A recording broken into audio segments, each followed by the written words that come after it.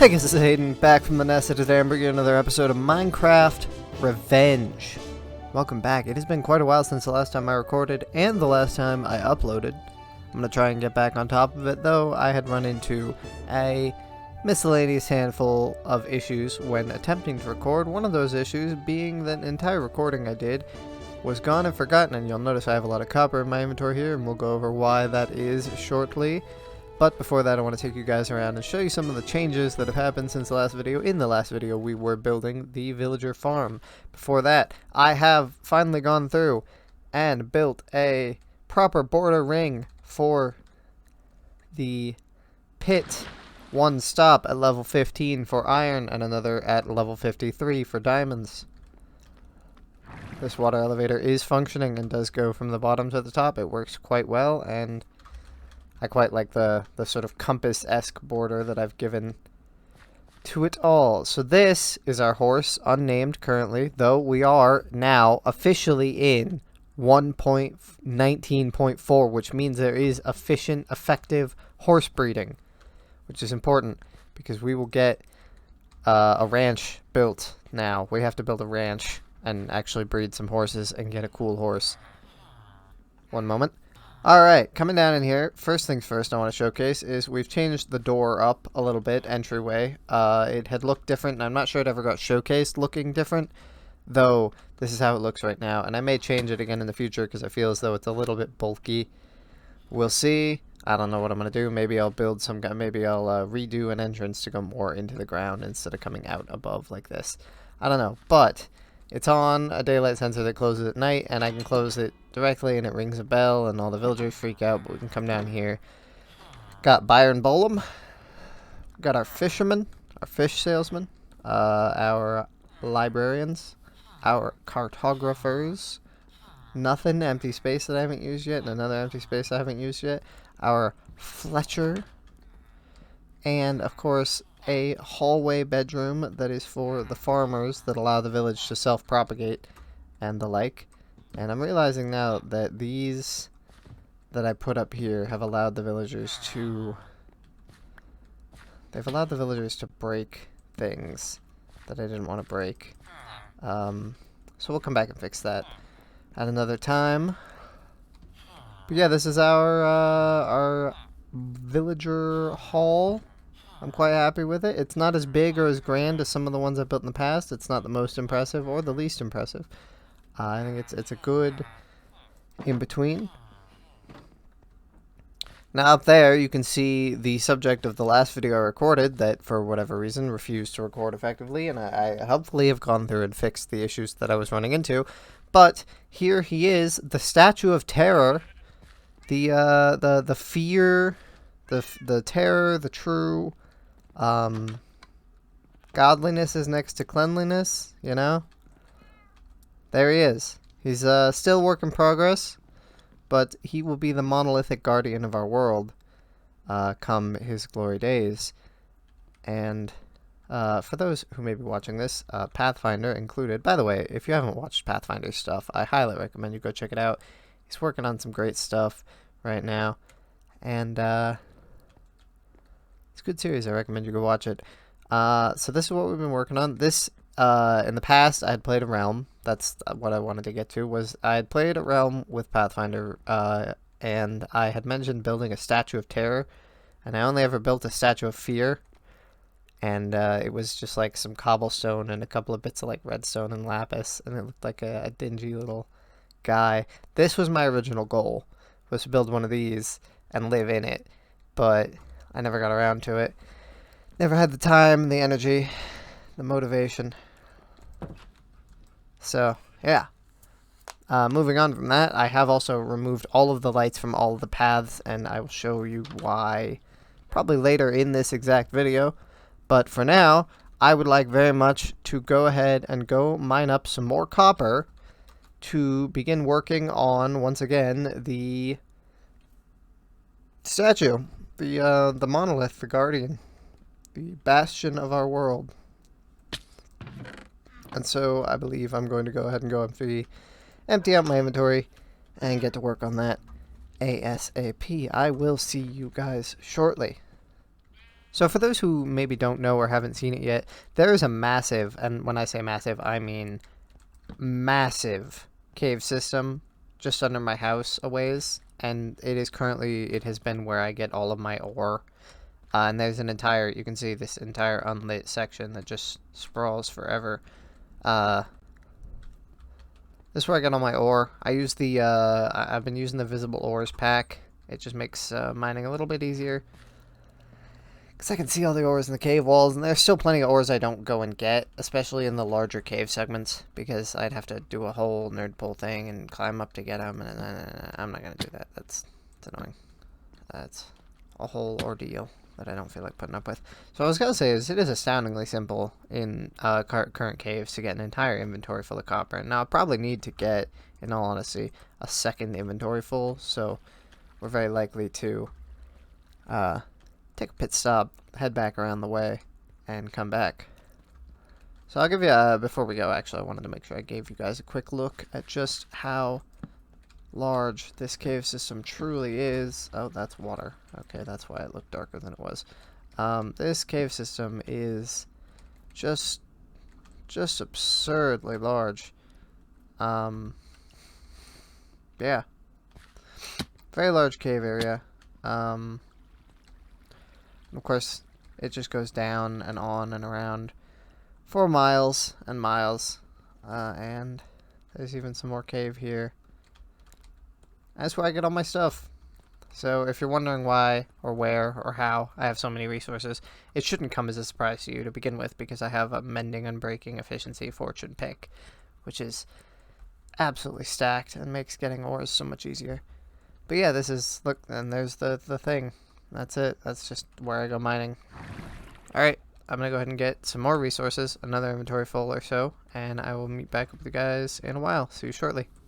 Alright, so cutting back in here right quick, we have an iron golem that spawned naturally, right? And that's the one that lives in the farm, most traditionally. And then we have, of course, Byron Bolum. I just saw him a moment ago, so I know he's in here somewhere. There he is. There's Byron Bolum, and that's the one we made. So then, who's this guy? It's just another one. Just sort of hanging out, huh? You didn't feel like spawning in the village? The village wasn't big enough space for you, huh? Well, it's okay. I mean, you're welcome.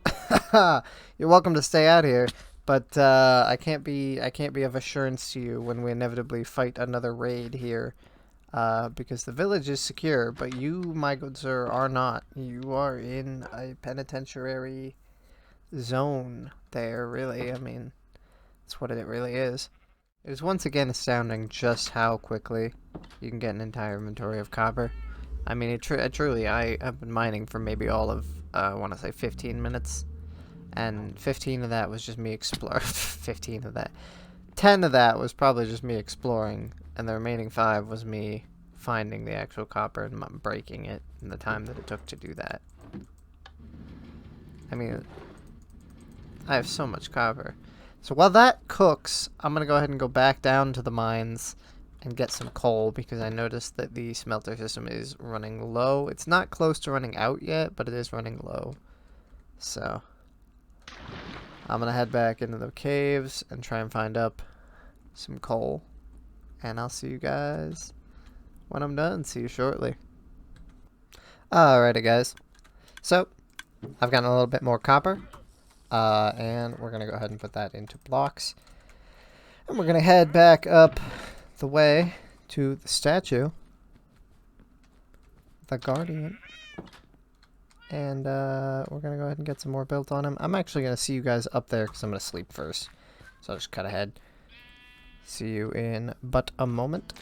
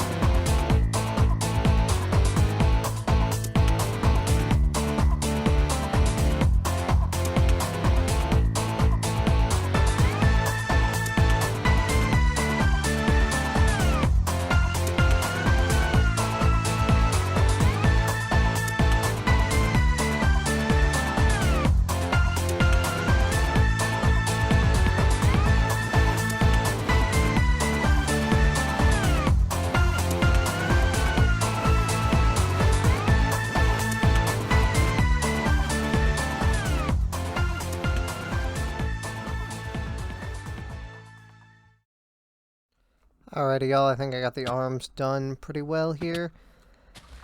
Of course, I'm not sure, so that's why we're heading up to the roof real quick to go ahead and take a look at them. And while we're here, I'd like to go over a couple of changes that the world has had made to it. It's been probably about 20 minutes since last I was recording. I took a large break to let the copper all cook. Alright, so that's what we have for arms so far. That's not looking bad, to be honest. We could probably add a little bit more. 1, 2, 3, 4, 5, 6 versus 1, 2, 3, 4. So we can add a little bit more on this arm. Let me see how this looks. Oh yeah, it only goes forward a little bit. That's fine. We'll add a little bit more on this. Make them a little chunkier. And then we can add the shield on and the sword on. From there, I think we'll be good to go. Right? So, we're going to need more cut copper. So, we'll go ahead and go check the copper and begin work again after I've shown you guys some of the stuff that has changed. So, for one, I don't know if you guys saw this. I've gone ahead and put, what are they? Spruce trapdoors. Yes, thank you, editor. Spruce trapdoors all over. And I've gone ahead and this wasn't filled in, so if you didn't notice that, no big deal, but I noticed it recently. This wasn't filled in with the corner bits. I've done a little bit more to the path, a little bit more detail here and there, and this covered bridge. We've built a covered bridge. Now, for those of you that have seen screenshots of this bridge on the Discord, those who are active on Discord and have seen it, this bridge is pretty nice, and it looked different. It looked a little bit different. It had a spruce roof and dark deep slate borders, but I changed it up to match the roof of my house, so I quite like how it turned out. So yes, I like the bridge. It is from Pathfinder's world. I've mentioned Pathfinder a couple times now. I watch a series and he built a bridge like this. I saw it in one of his live streams, and I had him send me screenshots because I very much wanted to replicate it because I really like it. I think it's really cool. And I think the way I built mine turned out really cool as well. And I'm pretty sure, I'm not certain, but I'm pretty sure I've already showcased the pit here. Because I went mining. I'm pretty sure I talked about it. And I'm pretty sure I showed off the villager farm as well. And that's all that's changed. I got rid of all the lights because we're planning on putting in a more robust lighting system that isn't just torches everywhere. And oh man, we are either out of copper or out of fuel. Out of fuel. Oh, not even close to out of copper. Oh my gosh. Okay. We'll see what we can do with 21 dried kelp blocks. Fuel. See what we can do. I don't remember how much dried kelp actually smelts, but should be something, right? You know? I don't know. We'll worry about that later. We are slowly but surely running out of copper and fuel, which is an issue. Because right now, specifically, we need a lot more than what we have. We're probably going to need another few stacks, which I think we have enough copper in there. I might need to go mining one more time. But so far, we've got the basic statue done here. This is proving to be a bigger copper drain than I was anticipating. I knew it was going to cost me a bit, though. You know, I knew it was going to be expensive, but it's turning out to be a little bit more than I anticipated. Yeah, I think that's a good arm length. I think we could even shave one off of that. I'm going to let some copper cook, and I'm going to try and go out to sea somewhere.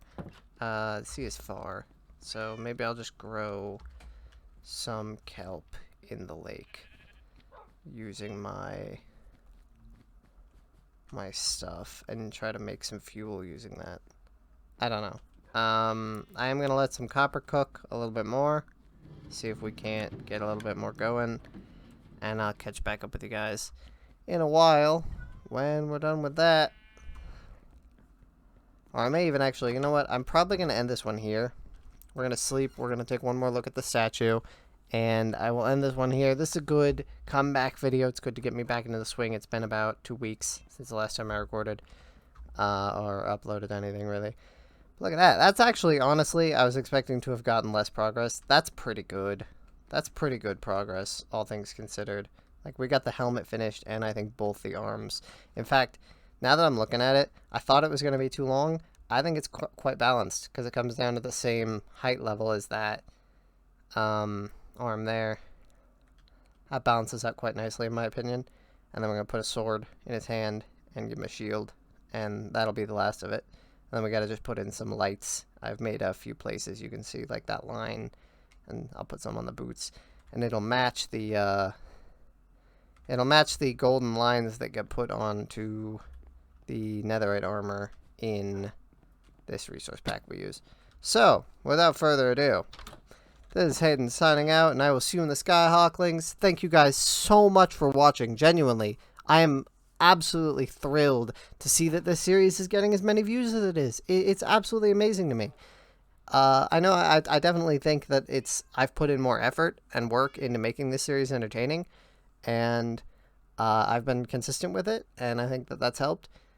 And I'm glad to see that that's been rewarded, and I'm glad to see that you guys are enjoying it.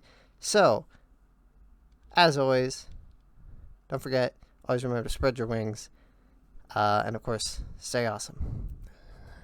Oh, and I'll see you in the Skyhawklings. Did my intro a little bit out of order there. Bye!